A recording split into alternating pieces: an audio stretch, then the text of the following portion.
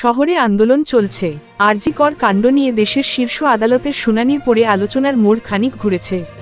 তবে উত্তাপ কমেনি। এদিকে ক্যালেন্ডারের নিয়ম মেনে এগিয়ে আসছে দুর্গাপুজো। আর ২১ দিন পেরোলেই মহালয়া। এতদিনে নিউ মার্কেট থেকে গড়িয়াহাট হয়ে হাতিবাগানে দরদাম করে কেনাকাটার ভিড় গুতগুতির পর্যায়ে পৌঁছয়। পুজোর ৩ সপ্তাহ আগের রবিবারে সেই ভিড়ে খানিকটা ভাটা। তবে কি এবার জৌলুস কমবে পুজোরও? যেভাবে ১৪ আগস্ট রাতের পর থেকে গতি বেড়েছে আরজি কর আন্দোলনের, তাতে প্রশ্ন উঠছে, দিন ২০ মধ্যে কি সব ভুলে জাঁকজমকের পুজোয় মাততে পারবে কলকাতা? নাকি দুর্গাপুজোর রাত মলিন হবে আন্দোলনের আছে? এই শহরের পুজোকর্তারা কি মনে করেন? তাদের প্রস্তুতিতেও কি একটু ভাটা পড়েছে? শরতের শহর কি প্রতি বছরের থেকে অনেকটাই আলাদা দেখাবে এবার?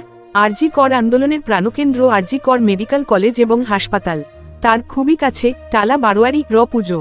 প্রতিবার বেশ জাঁকজমক থাকে এখানকার পুজোয়। কিন্তু এবছর পুজোর সময় কয়েকশো মিটারের দূরত্বে চিকিৎসকদের আন্দোলনও চলতে পারে। Thank you so much for watching our videos. Please do like, share and subscribe our channel.